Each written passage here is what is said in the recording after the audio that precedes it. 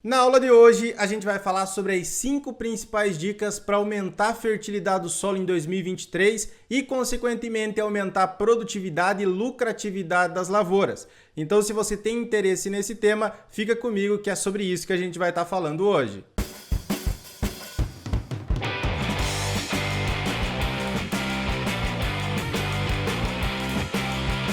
Olá meu povo, tudo bem com vocês? Sejam todos muito bem-vindos a mais uma aula aqui do canal AgroBrasil, como eu sempre falo para vocês e peço também para que deixem um like, se inscrevam aqui no canal, tudo isso é muito importante para a gente continuar trazendo conteúdo para o YouTube, certo? Também, se você quiser receber esses materiais, aqui abaixo tem um link para você se cadastrar e entrar para o nosso grupo silencioso no WhatsApp. Toda semana a gente manda os vídeos e também manda esses materiais. Combinado? Vamos lá, me acompanhe até o final, porque são 5 dicas muito boas aqui para vocês que querem trabalhar com a agricultura de uma maneira profissional e também técnica. Primeiro de tudo, vamos conceituar aqui a questão de fertilidade do solo. Eu trouxe para vocês um conceito um pouco antigo, de 81, mas ainda é um pouco atual, mas a gente tem que atualizar esse conceito para conseguir fazer sentido. Que é o seguinte, a fertilidade do solo é a capacidade do solo de ceder elementos essenciais para as plantas. Mas aí você poderia pensar, tá, mas se eu tiver uma boa concentração então de fósforo, de potássio, né, de cálcio, de magnésio, de enxofre, eu vou conseguir produzir bem? Na verdade, não. Tem outros fatores que a gente tem que agregar aqui também nessa conta de produtividade, que é o seguinte, depende do solo, teu tipo de solo, do clima, da planta e do manejo.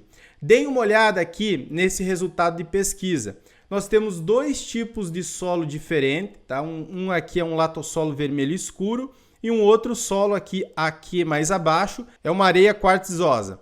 Então deem uma olhada, tem doses de enxofre em quilos por hectare, doses crescentes, né? 0, 10, 20, 30, 40 e 50.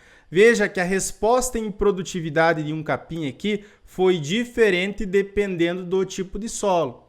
Então veja que não é só um fator isolado, mas a produtividade vai depender de uma série de fatores. O manejo que você adota, qual planta você está adubando, o clima, choveu bem, não choveu bem, o teu solo e não só a parte química, mas também a parte biológica, a parte física. A gente vai falar ao longo aqui da nossa aula também. É muito importante saber manejar cada sistema individualmente. Então não pega um vídeo aqui do YouTube, nem do Jonathan, nem de outra pessoa e tente copiar.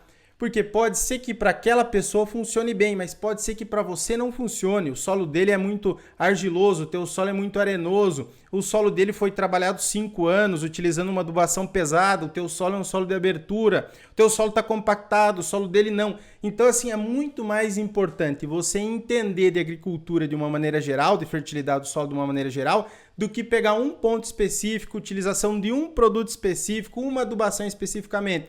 Pode ser que dê certo? Pode ser.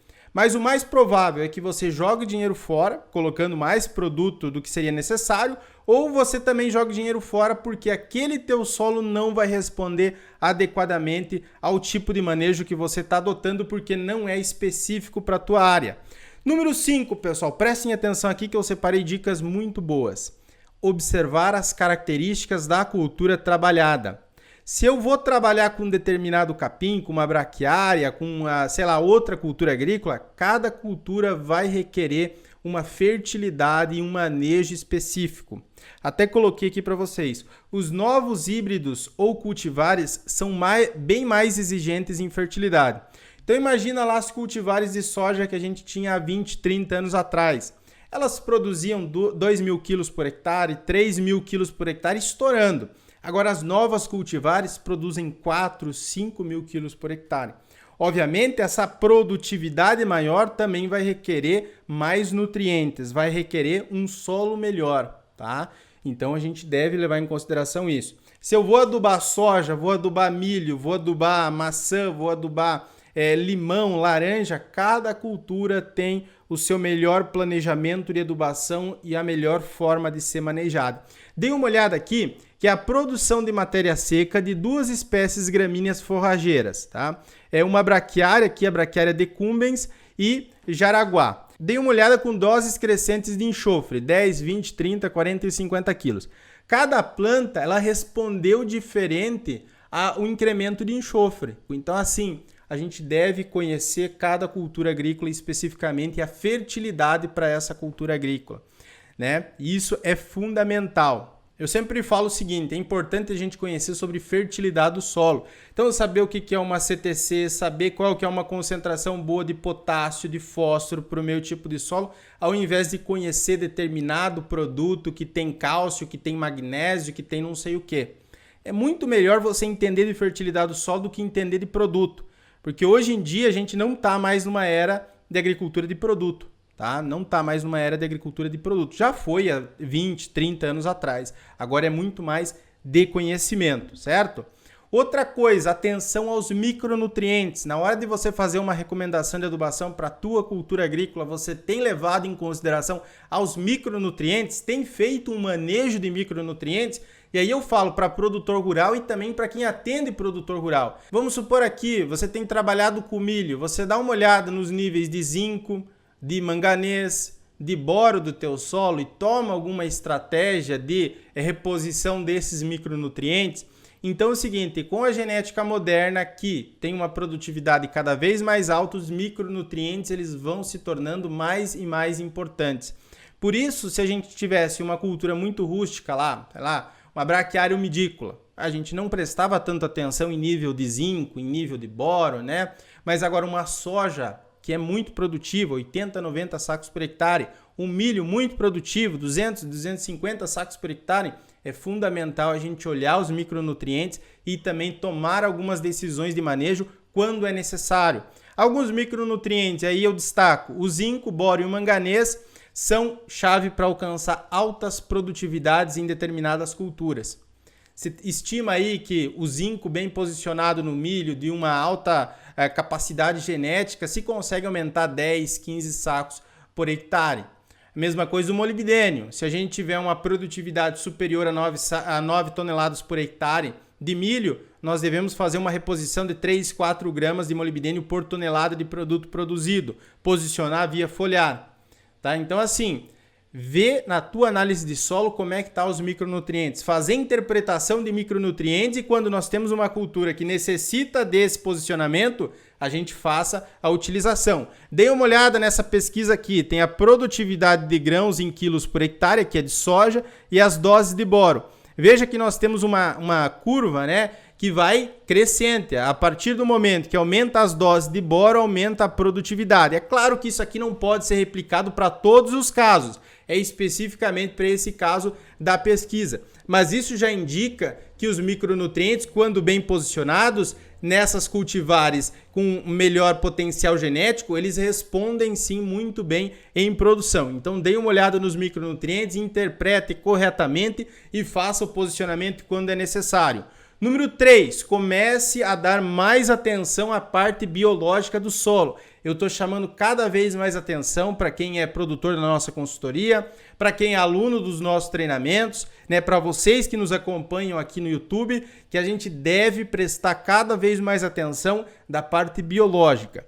Esses dias eu estava assistindo uma palestra do produtor americano lá, que eu já falei aqui no canal, né, o Russell Hendrick, que ele alcançou o recorde de produtividade de milho, 38 toneladas por hectare. E o que ele faz? Ele faz a parte biológica muito bem feita. Então ele faz, inclusive, tem análise biológica. Aqui no Brasil, a Embrapa já começou a fazer, tem alguns laboratórios que já fazem, mas vai ser cada vez mais importante para o futuro. Ah, professor, então sem análise biológica eu não consigo ter uma boa produtividade? Não é isso que eu estou falando, tá? Geralmente a parte biológica acompanha a parte química, mas a parte biológica ela vem como um complemento, análise biológica. Agora, a biologia do solo, os fungos e bactérias que estão ali, eles são fundamentais. Porque o que vai fazer esses fungos e bactérias? Eu já destaquei para vocês, né, pessoal? Fixar nitrogênio. Então, nós temos algumas bactérias ali que você faz a inoculação na semente de leguminosas, de soja, de feijão. Você não vai matar essas bactérias, elas vão ficar ali naquele teu solo. Se tu fez inoculação em um ano, se tu plantar ano que vem sem inoculação, aquelas bactérias elas vão agir na tua soja, vão agir no teu feijão. É claro que pelo custo, pela praticidade, é melhor você fazer uma reinoculação, tá? Fazer reinoculação. Só que se você não fizer, você vai ter aquelas bactérias ali. Se tu trabalha bem com a parte biológica. Fungos também, a mesma coisa. Hoje nós temos esses micro-organismos que são capazes, então, de fixar nitrogênio, de disponibilizar nutrientes para as plantas através da solubilização. Caso do fósforo, eu já destaquei aqui para vocês no canal. Nós temos o fósforo que está na parte biológica, que não está disponível para a planta. Ele precisa ser mineralizado para a planta conseguir absorver. Quem que vai fazer essa mineralização? Principalmente fungos e bactérias. Então, se a gente utiliza muito fungicida de maneira indiscriminada, se a gente faz um revolvimento de solo, não faz uma agricultura conservacionista, não trabalha com adubação verde, a probabilidade de diminuir fungos e bactérias aumenta. Ou, vamos colocar um outro caso, o uso indiscriminado de cloreto de potássio, que é muito salino, pode diminuir também micro-organismos do solo, certo? Então, um manejo consciente, pensar nessa parte microbiológica, cada vez mais atenção a essas práticas conservacionistas. Número 2, que vai aumentar a tua fertilidade, usar produtos com bom posicionamento. Não é fazer aquela regrinha, vou plantar soja, então eu tenho que fazer 3 aplicações aqui até o fechamento das linhas, depois eu vou fazer mais 1, 2. Não, você deve saber o que você vai colocar na dose certa, na condição correta de aplicação. Vamos colocar aqui, me disseram que eu tenho que aplicar cloreto de potássio em cobertura na cultura do milho. Beleza. Mas aí você tem um potássio numa concentração 0,40 centimol de carga. Você colocou já num 8,28,16 uns 40, 50 quilos na base e a tua expectativa de produção é de 9, 10 toneladas por hectare de milho. Faz sentido você colocar depois cloreto de potássio em cobertura se é milho grão? Não faz sentido, é uma besteira. É uma besteira, você está jogando dinheiro fora. Então você deve levar em consideração isso, a concentração dos nutrientes no solo, a necessidade da tua cultura agrícola. Vamos colocar aqui, você está colocando um híbrido lá de milho que tem um potencial produtivo baixo. Ele é um milho mais rústico, você não quis investir tanto, ele é mais rústico, todo mundo sabe disso, ele não tem um alto potencial produtivo. Vale a pena você posicionar zinco e boro, você colocar micronutrientes via foliar? Não vale a pena, não vai te trazer resultado. Agora, quando você conhece as coisas e posiciona de uma maneira correta, eu tenho um solo com uma boa fertilidade, eu comprei um híbrido aqui caro, que vai me entregar lá no final, tem uma boa genética para me entregar 12, 13, 14, 15 toneladas por hectare. Eu tenho um nível de zinco aqui médio para alto e tal. Aí sim, eu posso posicionar um zinco, posso posicionar um boro, posso posicionar um molibdênio. Entende? Isso eu não estou falando só para milho, para todas as culturas agrícolas é dessa mesma maneira. Se lembra lá o que eu falei? Né? Para cada cultura agrícola eu tomo um manejo específico. Nunca usar produtos sem critério para aplicação. Então, assim, se fulano te falou que dá para utilizar esse produto porque faz muito bem, um pé atrás. Quer testar? Eu sempre sou a favor disso. Quer testar? Vamos colocar ali em 5 hectares, vamos colocar ali em 10 hectares, fazer um lado a lado, comparar, ver se realmente tem sustentação isso. Mas assim, nunca pense que você vai ter um produto e vai trazer um resultado sensacional, né? Mas claro, produtos bem posicionados trazem resultado. Infelizmente, tem muita gente que posiciona mal um produto, aí o produtor rural fica falando assim, mas tal produto não funciona. Não funciona porque é um bom produto, só que foi mal posicionado. Aí, mal posicionado, ele não dá resultado. Número 1, pessoal, isso aqui eu sempre falo, ressalto, bato na tecla, porque é importante. Questão de planejamento de fertilidade. Vocês estão vendo aqui? Esse é um exemplo de laudo de adubação que a gente passa para o produtor rural. Então, pega a análise de solo dele lá, né? Classifica cada um dos elementos, relaciona os elementos entre si, cálcio, como é que está o cálcio, como é que está o magnésio, como é que está, sei lá, boro, zinco, potássio, fósforo, e aí monta um plano de adubação completo ao longo do ciclo, com produto, quais produtos seriam melhores utilizados, qual que vai ser a dose por hectare, dose por talhão, dose por época. Esse aqui, se eu não estou enganado, é para pimentão. Tem aqui a dose por hectare, a dose por talhão do produtor rural e como que ele vai fazer essa aplicação. Então, sempre com análise de solo com antecedência. Faça aí a tua análise de solo 3, 4 meses antes de você plantar, 2 meses antes de plantar. De preferência 3 a 4 meses, né? Porque fica melhor para depois se você precisar fazer uma correção com calcário. Mas faça análise de solo, é uma ferramenta barata e você consegue ter ali informações de como que está o teu solo. Não precisa ser algo excepcional para ter bons resultados. Eu posso fazer uma agricultura de precisão, mapear aqui a cada meio hectare como é que está a fertilidade? Pode. Só que se não for a tua realidade ainda, você consegue ter resultados muito bons sem fazer uma agricultura de precisão extremamente assim específica.